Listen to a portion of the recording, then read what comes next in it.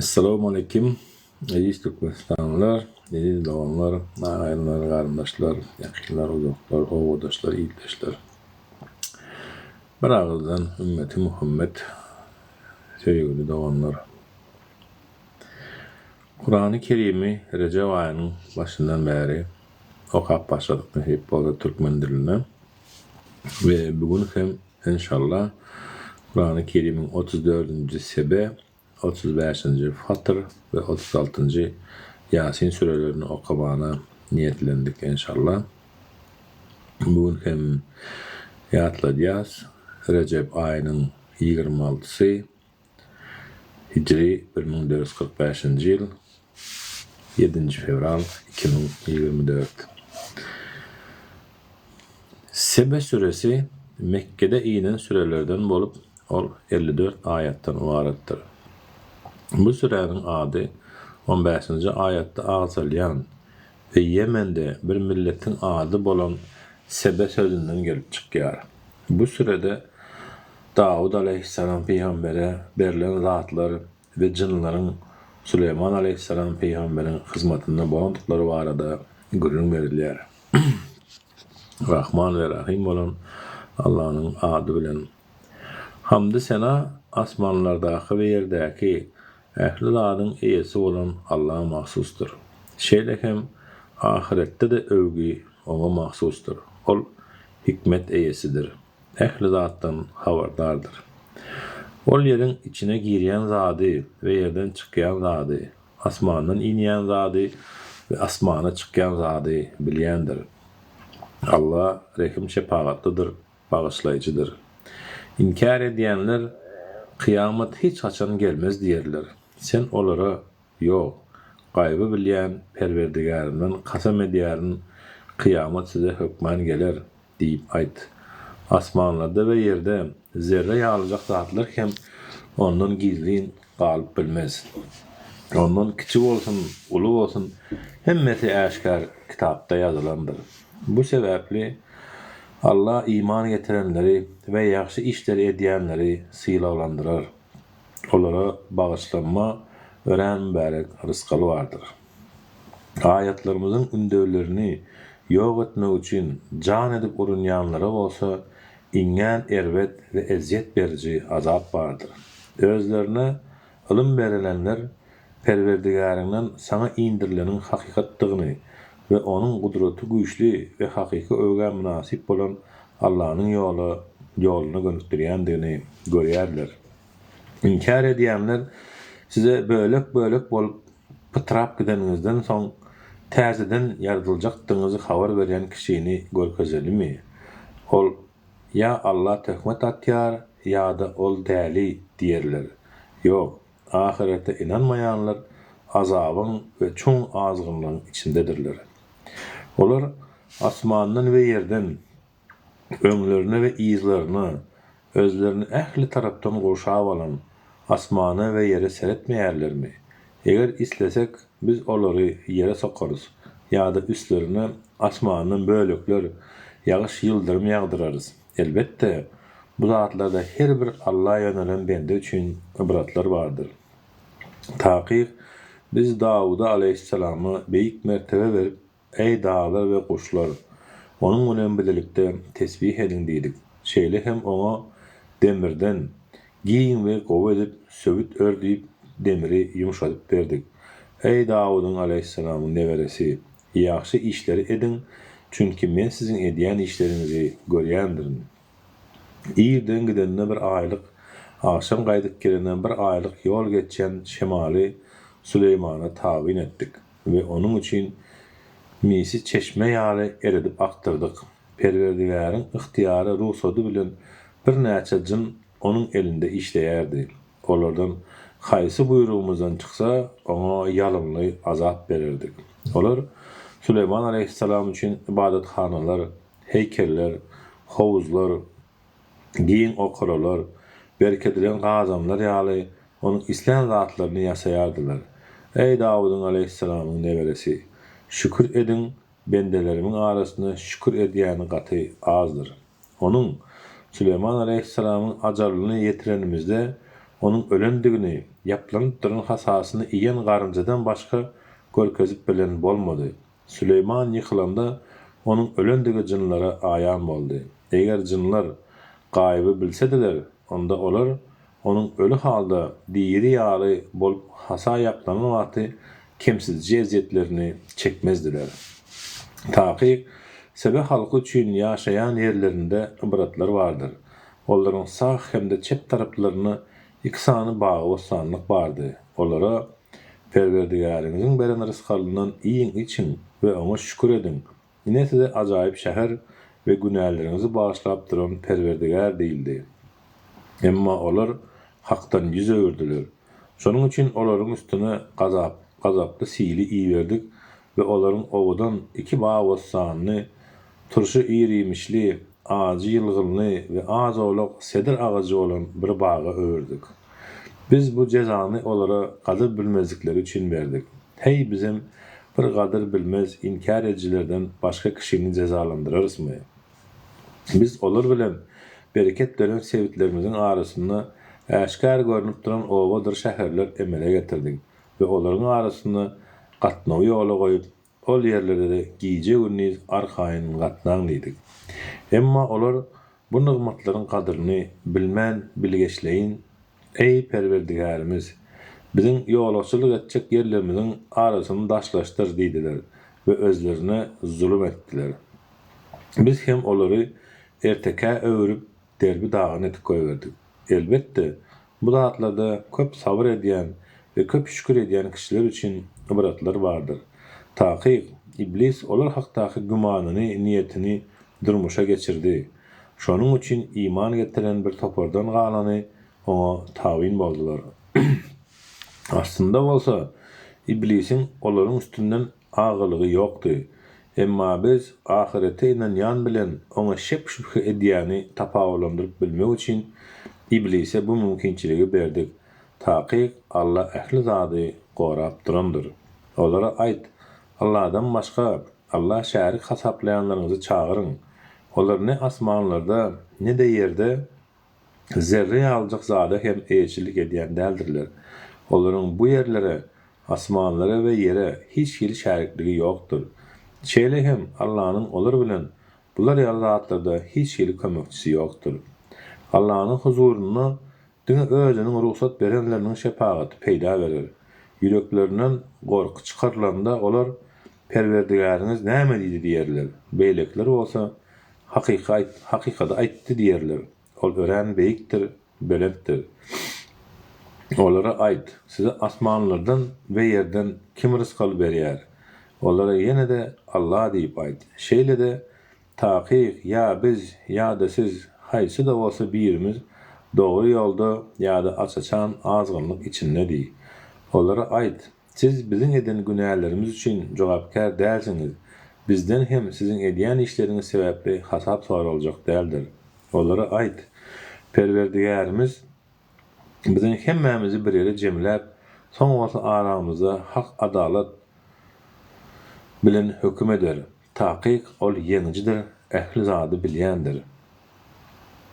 26-njy aýat olara aýt, Perwerdigarimiz biziň hemmämizi bir ýere jemläp, soň wagty aramyzda hak adalat bilen höküm eder. Taky ol ýeňijidir, ähli zady bilýändir. Olara aýt, maňa Allah başlayan şäriklerinizi görkezin. Ýok, görkezip bilmersiňiz. Çünki gudraty güýçli we hikmet eýesi bolan diňe Allah'dır. Biz seni ähli adam zady diňe boşlukçy we duýdurjy hökmüne ýerdik. Ýöne köp adamlar muny bilmezler. Şonuň üçin olar, eger siz dogruçul bolsaňyz, siziň wada beren zadyňyz kıyamat haçan diýerler. Sen hem olara aýt, size wada berilen şeýle gün bardyr berin, ondan ne bir salym iza galyp bilersiňiz, ne de bir salym öňe geçip bilersiňiz. İnkar edýänler, biz bu Kur'ana da, ondan öňki kitaplara da hiç haçan inanmarys diýdiler. Emma sen o zalimlaryň özleriniň Perwerdigarynyň huzuruna durup, biri-birilerine söz gatyşlaryny bir görsedin.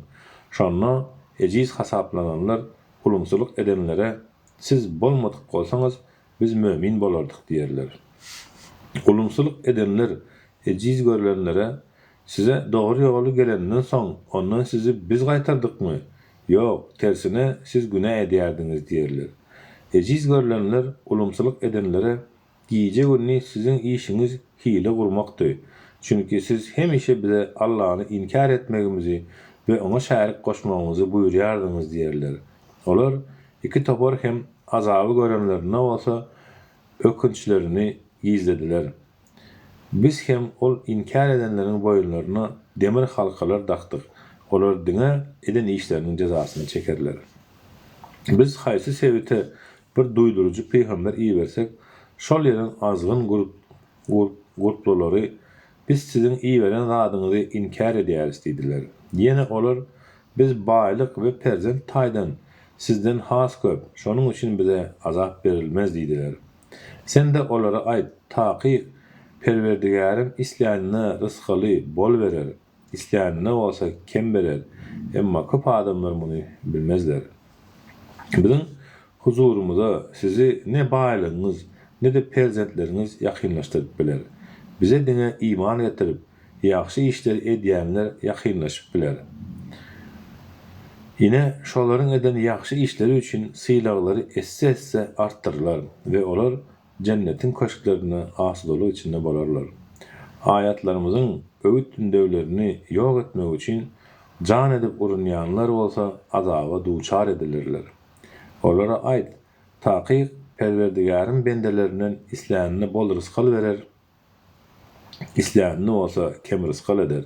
Siz hayır sahavat hukmuna näme sarf etseňiz, Allah onuň deregine başka rızkyl etirer. Ol rızkyl döwlet berýänleriň iň haýyrlysydyr. Allah şol gün olaryň hemmesini üýşerer, soň bolsa periştelere size ibadet edýänler şularmy diýer. Perişteler bolsa sen ähli kemçiliklerden päksin. Bizim dostumuz olar däldir. Sensin. Olar jynlara ibadet edýärdiler. Olaryň köpsi jynlara inanýardylar diýerler. Ol günni hiç haýsyňyz başga birine ne peýda ne de ziyan berip bilirsiniz. Biz zulüm edenlere inkar eden oduňyzyň azabyny dadyň diýeriz. Olara bizim ayetlerimiz açıçan okulanda onun niyeti dine sizi atawaba ibadet edip gelýän zatlaryňyzdan döndürmekdir. Bu Kur'an bolsa toslanyp tapylan zatdyr diýdiler. Olara hakikat gelende hem bu açıçan jadygellikden başga da däldir diýdiler. Aslında bolsa biz olara okar ýaly kitaplar bermändik we senden öň olara hiç bir duydurucu hem iýermändik. Olardan öňkü ummatlar hem peýgamberlerini yalan hasapladylar. Bular öňkülere beren zatlarynyň ondan birini hem yetip bilmändiler. Şonda da olar peýgamberlerini inkar etdiler. Emma seret meniň inkarym nähili boldy. Olary nähili helak etdim. Ey Muhammed aleyhissalatu vesselam, sen olara aýt, men size dine ýekeje öwüt nesihat berjek. Allah boyun sunmak üçin iki-ikiden ve bir-birden yeriňizden turun, maňa seredin ve pikirlenin. Sizin dostunuz da, peýgamberiniz de mecnunluktan hiç hil alamat yoktur.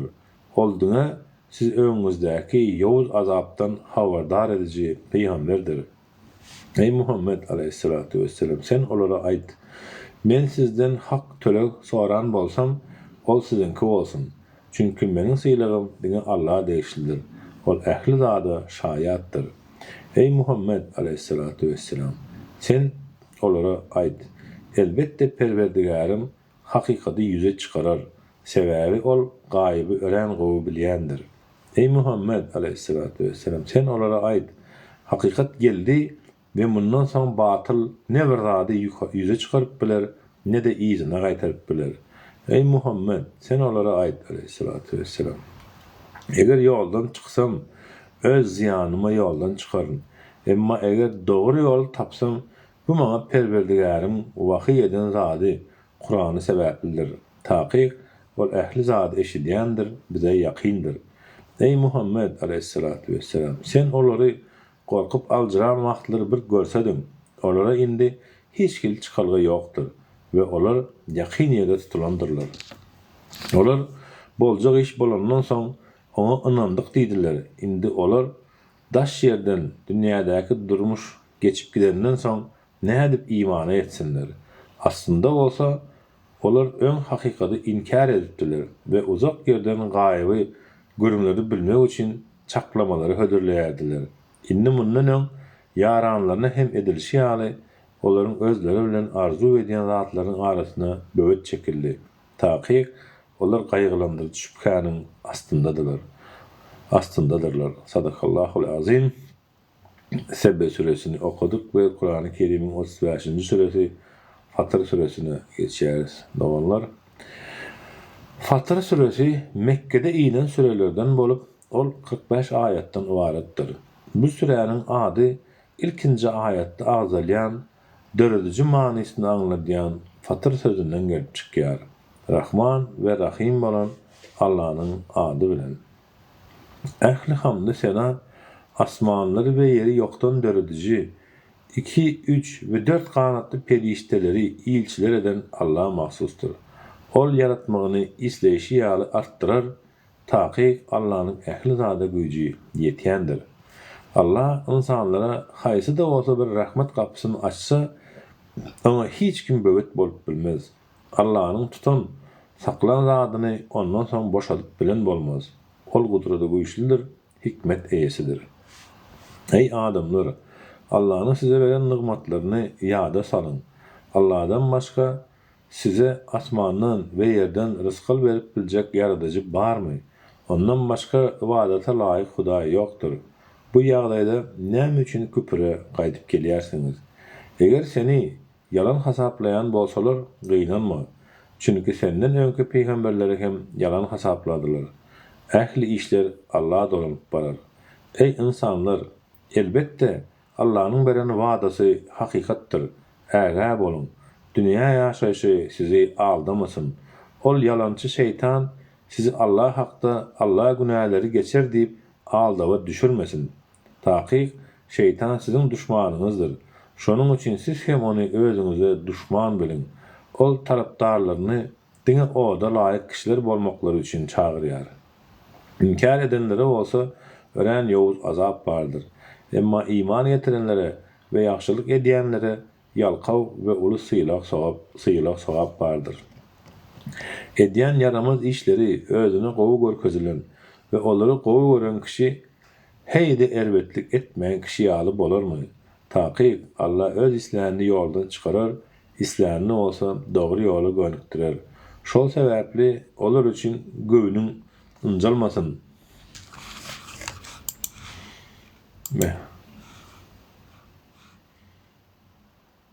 Göwnüň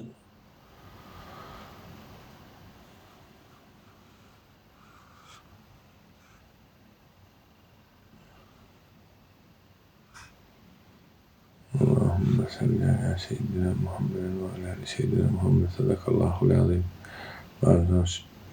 YouTube'da da efir gidip tudu verin näme üçindir. Burada doğru internet gidip geldi.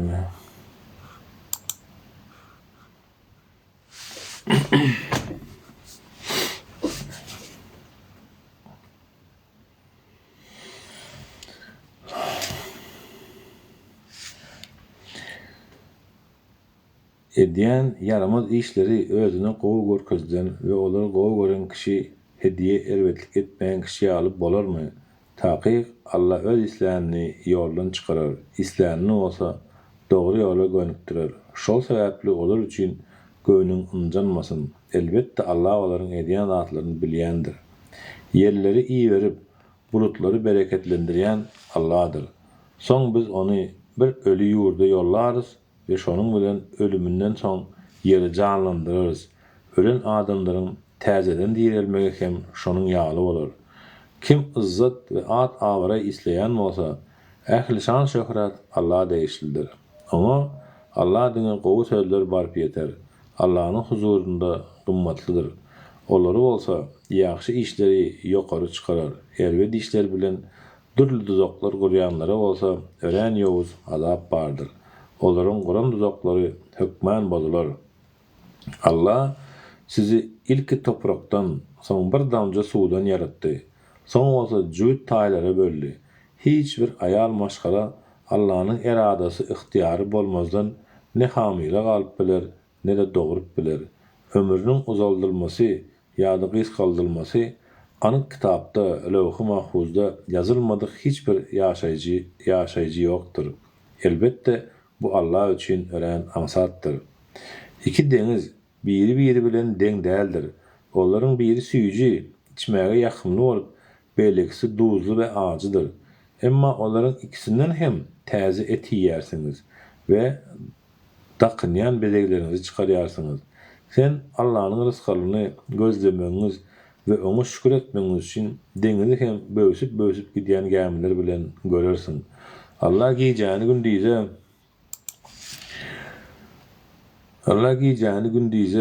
gündize bolsa giýjäk ýerdendir. Güni we aýy özüne tabin edendir. Olaryň hemmesi bellenen wagtda çelli hereket eder. Ine şeýle zatlary yaradan Allah sizin perwerdigaryňyzdyr. Mülk, hökümdarlyk ona mahsusdur. Allah'dan başga dilek edýänleriniz gabyk ýaryljak zadyny hem eýesi däldirler. Eger olary kömege çağırsaňyz hem olar sizi eşitmezler. Eşitseler de size jogap berip bilmezler ve kıyamet gününde de sizin şärik tutunmagyňyzy inkar ederler.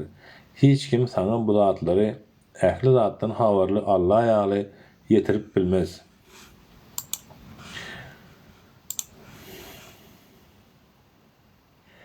Ey adamlar, siz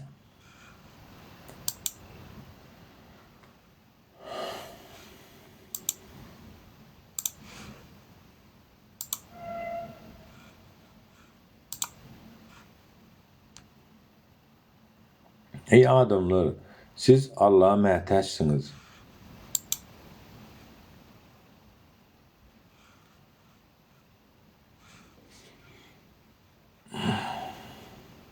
Siz Allah'a mätäçsiniz. Emma Allah baýdyr. Hiç zada mätäç däldir ve hamdy sena edilmäge münasipdir. Eger ol islese sizi düýbünden ýok edip sizin ýeriňize bir täze halky getirip biler. Bu bolsa Allah üçin müşkil däldir. Günäkärleriň hiç haýsy başga biriniň günäsini götermez. Ýüki günäsi agyr bolan adam onu götürüşmegi üçin başga birini kömege çağırsa, çağırılan adam onun ýakyn garyndaşlary bolsa da onun ýükünden hiç zat göterip bilmez. Sen bu zatlary diňe gözleri bilen görmezden özleriniň perwerdigärinden gorkýanlara we namaz okaýanlara duýdurup bilersiň.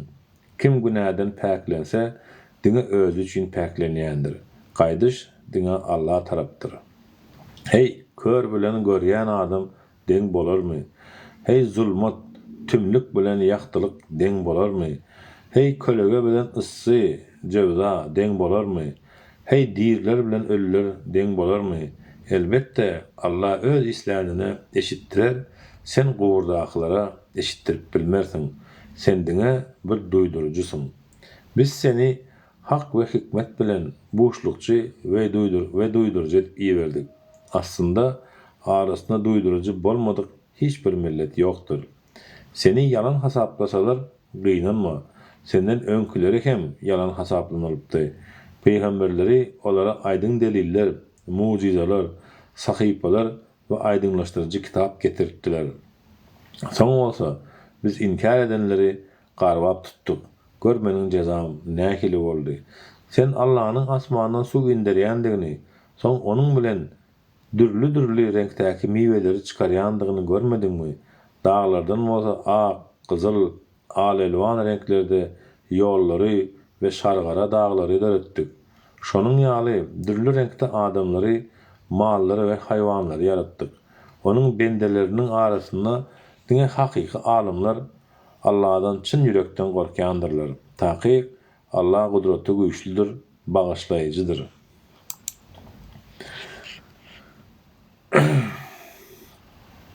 Taky Allah'ın kitabını, Kur'an'ı okayanlar, namazı bir kemsiz berca edýänler ve bizim beren rızkalımızdan Allah'ın razılığını kazanmak için gizlin ve eşkar sarf edýänler hiç kili yitkisi bolmajak sevdadan umydygar bolarlar.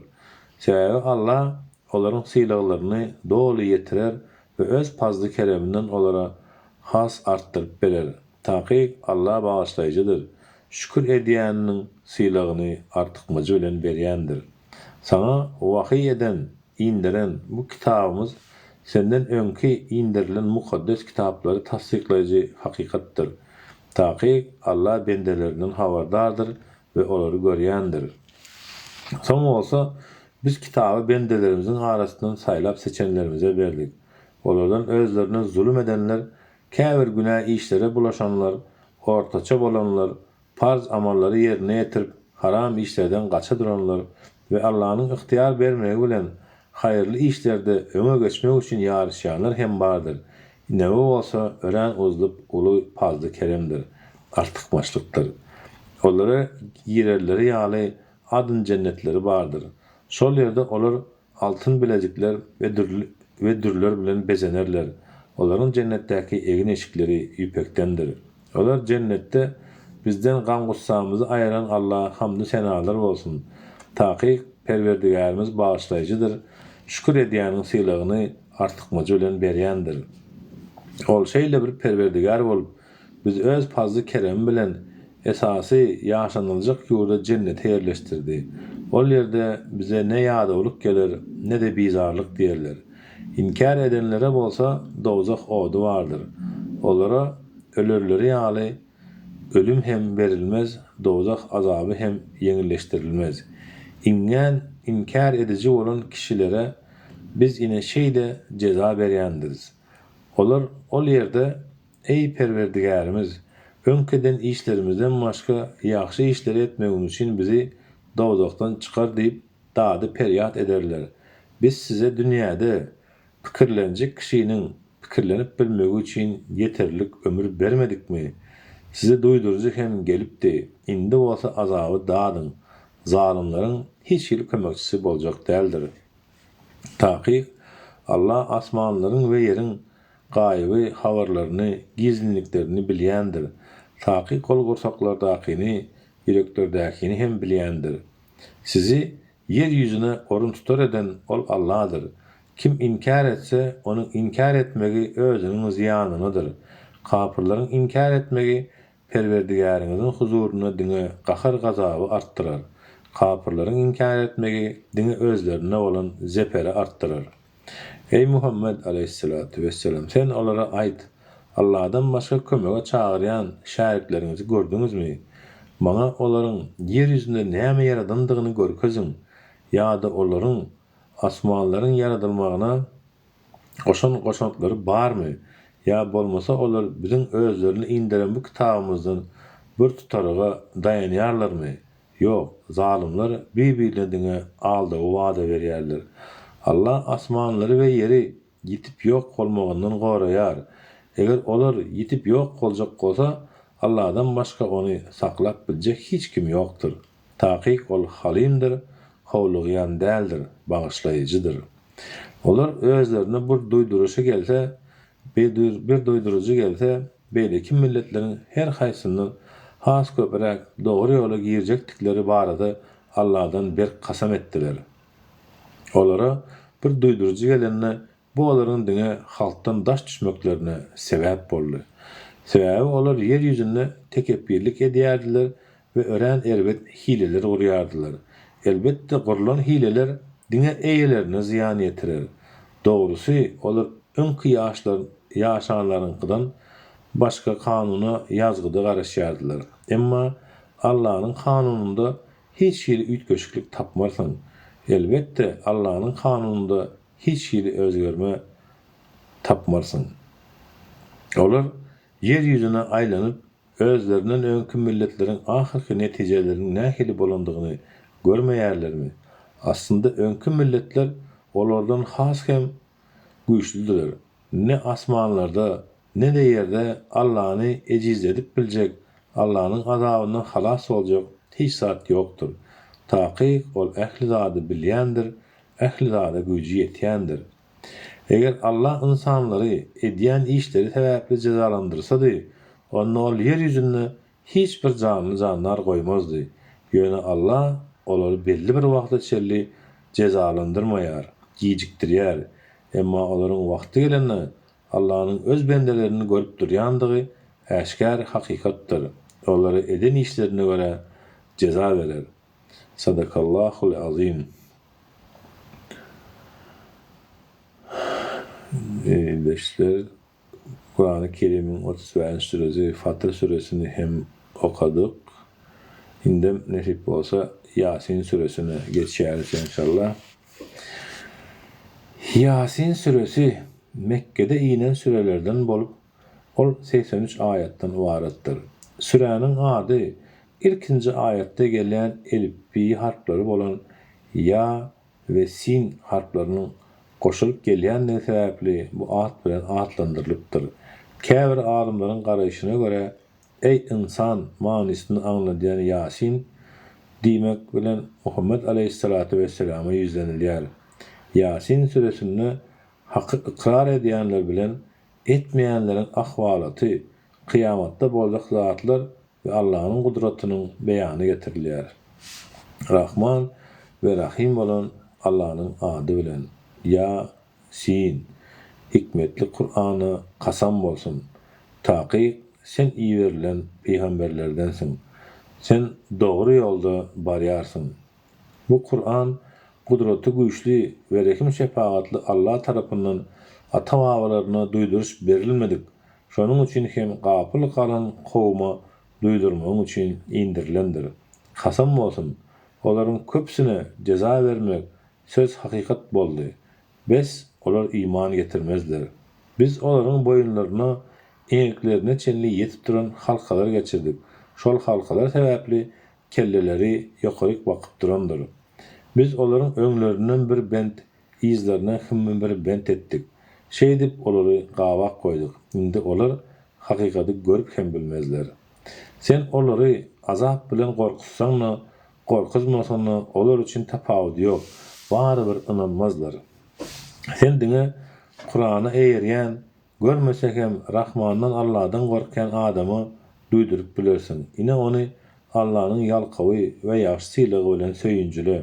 Taqiq biz ölüleri hökmen diýerleriz ve olaryň öň eden hemme işlerini hem de soňky galdyrjak işlerini ýazyp goýarys. Biz ähli zady aýdyň ýol görkezijide Lawh-y Mahfuzda ýazyp goýduk. Ey Muhammed aleyhissalatu vesselam sen olara ilçiler gelen, iyi verilen owanyň şäheriň halkyny mysal getir. Haçanla biz olara iki tane ilçini iyi verenimizi olar ol ikisini yalançy hasap etdiler. Soň üçüncü ilçi bilen golda verdik. İlçiler doğrusu biz Allah'ın size veren ilçilerdir diýdiler. Olar ilçilere siz biz ýaly adaty insanlar ahiri. Rahman Allah hiç zady indirmedi. Siz diňe yalan sözleýärsiniz diýdiler. İlçiler bolsa olara Perwerdigarymyz taqiq biziň size iyi verilen ilçiler diýimizi bilýändir. Biziň wezipemiz diňe size Allah'ın buyruklarını açıktan açık yetirmektir diýdiler. Soň olar doğrusu biz sizin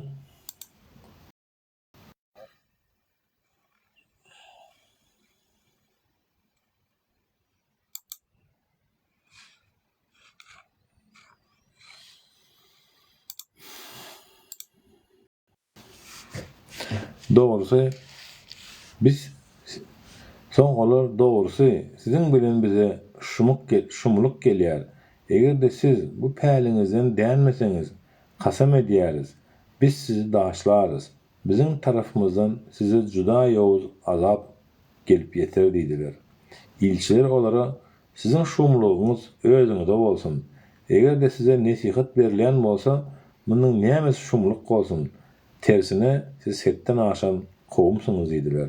Şol wagt şäheriň çetki künjeginden bir adam ılgak geldi. Ol ey kowmum, bu ilçilere boyun bolun. Sizden hak tölemeňizi islemeýän bu adamlara eýerin. Sebäbi olar dogry ýola tabyn bolan kişilerdir.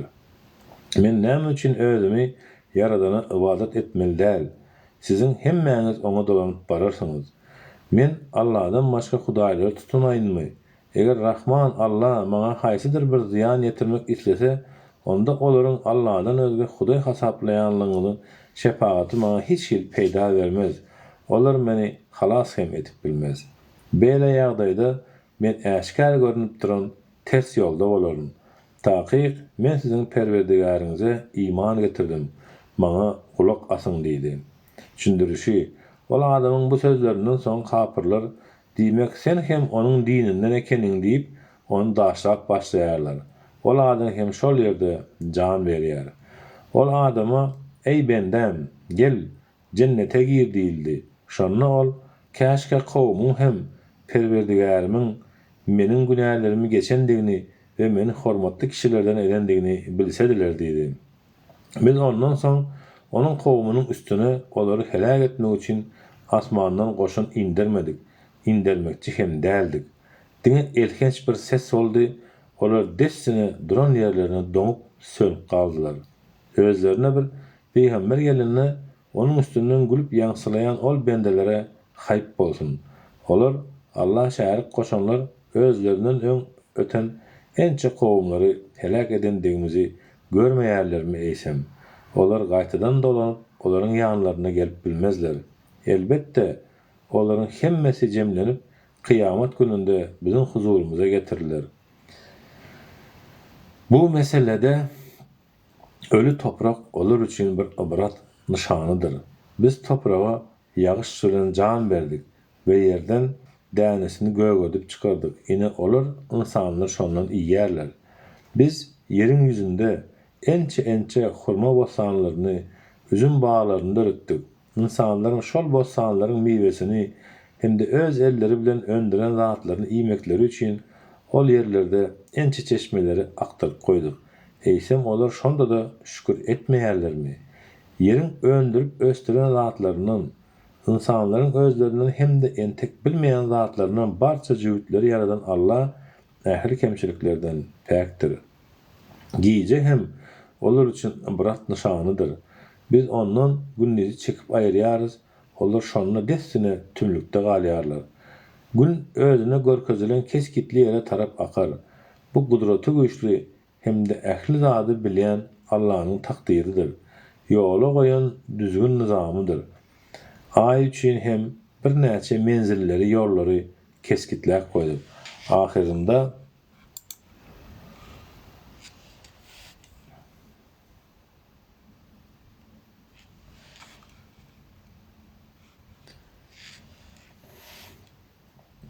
ähli zady bilen Allahyň takdiridir. Ýola goýan düzgün nizamydyr. Aý üçin hem bir näçe menzilleri, ýollary keskitläp goýdyk. Ahirinde aý hem egerilen hurma şahasydyk ýa şekilli aý halyna gaýdyp geler. Ne gün aýyň ýyzyndan ýetip biler, ne de giýje günnüň öňüne geçip biler. Olaryň hersi bir pelekde arbitasyna ýüzerler, aýlanarlar. Olaryň Adam atanyň we how enäniň zürriýatlaryny üstü doly Nuhun aleyhisselamın gämesine daşamagymız hem olar üçin uly ibratdyr. Biz olar üçin şoma meňzeş munulýan başga zatlary hem döretip berdik. İslesek olary suwda gark etip hem bileriz. Şonda ne olaryň dadyny ýetişenler tapylar, ne de olar gazapdan halas edilerler. Emma biz olara merhemet ederiz. Hem de belli bir wagtla çirli dünýä ýaşaýşyndan peýdalanmaga ruhsat bereriz.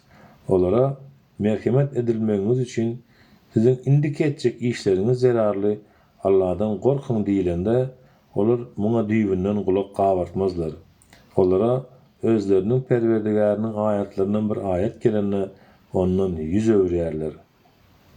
Olara Allahyň size rızkal etip beren zadyndan Allah ýoluna sarp edin diýilende kapyrlar müminlere Allahyň islisi tagam berjek kişisine biz tagam berelimi?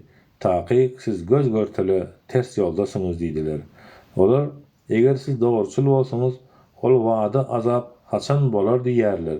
Olar diňe bir-birleri bilen çekiliş dur kalar, duýdansyz ýagdaýda özlerini tutjak elkenç bir sese garaşýarlar. Ine şol wagt olar ne bir-birlerine wesit etip biletşerler, ne de maşgalalarına gaýdyp baryp bilerler. Ahiri hem suwra üflener. Şol wagt olar gowurlaryndan turarlar we ylgaşyp özleriniň Perwerdigaryna giderler. Şonda olar bize haýp bolsun, Bizi gowurlarymyzdan kim turuzdy çykardy? Bu Rahmanyň Allah'yň wadasydyr. Peýgamberler dogry aýdypdyrlar diýerler. Şol wagt diňe elkenç bir ses bolar, şonda olaryň hemmesi dessine bizim huzurumuzda häzir bolarlar. Şol gün hiç kime, hiç kiri zulüm, adalatsyzlyk edilmez. Siz ol ýerde diňe eden işleriňiziň sylagyny alarsyňyz. Kıyamet günü cennetliler elbette nigmatlaryň hözirini görerler. Olar ve cübütleri kölegeli yerlerde şekillere yaplanıp oturarlar. Ol yerde olar için dürlü dümel ýeriymişler bardır. Olar için ol yerde islen zady bolar. Olara Rekim şepaatly Perwerdigar tarapyndan salam sözü aýdylar. Olara ey günäkärler, hany bugün ýagşylardan saýlanyň diýler. Ey adam perzentleri, size şeytana ibadet etmeň, boyun bolmaň. Çünkü ol size göz görteli düşmandır. Bana ibadet edin, sebäbi dogry ýol budur diýip ähd edip aýtmadymmy? Şeytan sizin araňyzdan nesillerin köpsini azdyryp aldyga saldy. Henizem aklyňyzy ulanyp pikirlenjek dälmisiniz? Yine bu size wada verilen dozakdyr. İnkar edip kapır bolandygyňyz sebäpli bugün oňa dozaka girin. Bugün olaryň ağızlaryny möhürläp goýarys. Olaryň eden işlerini bizi öz elleri gürrüň berer, aýaklary hem şaýatlyk eder. Eger biz islesedik, olaryň gözlerini bütünlüğe kör etip goýardyk. Şonda olar dogry ýol tapmak üçin ylgaşardylar. Emma olar hakykatda nädip görüp bilsinler. Eger biz islesedik, duran ýerlerine olaryň durkuny sypatyny üýtgederdik. Olar öňe de gidip bilmezler, iýze de gaýtyp bilmezler. Biz kime uzak ömür versek, onun ýagdaýyny tersine öwreriz. İnsan gartaşandan soň tapdan düşüp çağa ýaly, akyl we beden taýdan ejizlemek bilen bolar. Hey akyllaryny ulanyp pikirlenmeýärlermi? Biz oňa Peýgamber aleyhissalatu vesselama şygyr goşky öwretmedik. Biz oňa peýgamberligine gelişmez. Onun aýdýanlary diňi Allah'dan gelen nesihattyr we aýdyn Kur'andyr. Ol diýirleri duýduruş berýän, kapyrlara bolsa sözüň azabyň laýyk boljakdygyny habar berýän Kur'andyr. Olar biziň ellerimizi budratymyz bilen özleri üçin yaradan ençe mallarymyza, haýwanlarymyza eýe bolýandyklaryny görmeýärlermi eýsem? Bu haýwanlary olaryň ıhtiýaryna berdik. Olaryň käbirlerini minmek üçin, käbirlerini bolsa iýmek üçin ulanýarlar. Bu haýwanlarda olar üçin ençe peýdalar hem de içmekleri üçin süýt bardyr. Eýsem henizem şükür etmeýärlermi? Olar özlerine kömek eder edip, gümanları bilen Allah'dan özge hudaýlar tutundylar. Ýöne hudaýlaryň olara kömek etmäge güýçleri ýetmez. Gaýtam tersine olaryň özleri ol toslama hudaýlara hyzmat edýän taýýar eskerlerdir. Ey Peýgamber aleyhissalatu vesselam, olaryň aýdýan sözleri seni gynandyrmasyn. Taky biz olaryň gizlin zatlaryny hem äşkär zatlaryny hem bilýäris. Düşündirişi ölümden soňky dirilmegi inkar edýän Ubey ibn Halef atly bir kapyr eline çüýrek giden bir sünki alyp onu owradýar. Soň moza Peýgamberimize ýüzlenip, sen Allah'ın çüýrek giden bu sünkleri täzeden dirilçine ananýarsyňmy diýär. Peýgamberimiz aleyhissalatu vesselam hem oňa Hawwa, ol dirilder, seni hem dozaka salar diýär. Bu wakadan soň aşakdaky aýatlar inýär. Eýsem ol kapyr adam biziň özüni bir damja erkeklik suwuna yaradandygymyzy görmeýärmi? Ol bize göz görtele düşmançylyk edýär. Olar yaradylyşyny ýatdan çykaryp bize garşy mysal getirmäge, akyl öwretmäge synanyşýar. Ol çüýrek giden bu sünkleri kim diriltip biler diýär. Oňa olary ilki başda kim yaradan bolsa şol hem täzeden dirilder. Çünkü ol ähli görnüşdäki yaratmagy bilýändir diýip aýt. Ol ýaşyl öl agaçdan sizin üçin ot çykarýan hem Allah'dır. Sizin özüňiz hem ondan ot ýakýarsyňyz. Düşündirişi çarwa araplar merh we ufar diýilen agaçlary bir-birine süýkäp ondan ot çykarar ekenler. Bu aýatda hem ýaşyl öl agaçlardan ot çykarmaga güýji eten Allah'yň çüýren sünkleri diriltmäge hem güýjüniň ýetjekdigi aýdylmak islenýär. Asmanlary we ýeri yaradanyň heýde ýene-de şonçasyny ýaratmaga güýji ýetmezmi? Elbetde ýeter. Ol ähli zady ýaradyjydyr we ýaratmagy we ähli zady gowy bilýändir. Ol bir zady ýaratmak isleýän wagty onuň işi ona diňe bol diýmekdir. O zat dessine peýda bolar. Ähli zadyň mülki, hökmürawanlygy eline bolan Allah ähli kemçiliklerden päkdir. Siz hem ona dolanyp bararsyňyz. Sadakallahul azim. Subhane rabbike rabbil izzati ve selamun alel murselin velhamdülillahi rabbil alamin. Ey Allah'ım ya Rabbin okumuş olan Kur'an-ı Kerim'in Sebe, Fatır ve Yasin sürelerinin hormatlarına dualarınız kabulünü altına affeyle Kur'an-ı Kerim'in hakkı bilen okap, anlap, düşünüp manisini elde ettirmek nesi böyle günahlarımızı bilip işleyen günahlarımızı özünü bağışlayıver halkımıza ağzı verdik, cevizlik vere zalıma karşı görüşmekte güç ver. Allahu Ekber. İldeşler nesip olsa bugün akşam yine efir açacak ve Kur'an-ı Kerim'in 38 saat 39 Zümer ve 40 Gafir sürelerini inşallah okarız. Nesip olsa hazırlıkça sağ olun. Allah'a emanetsiniz. Özünüze kavut eredin. Öylerinize elmede ama yaxşı günler olsun. Söylediklerinize kavuştursun. Allah-u Teala Allah'a emanetsiniz.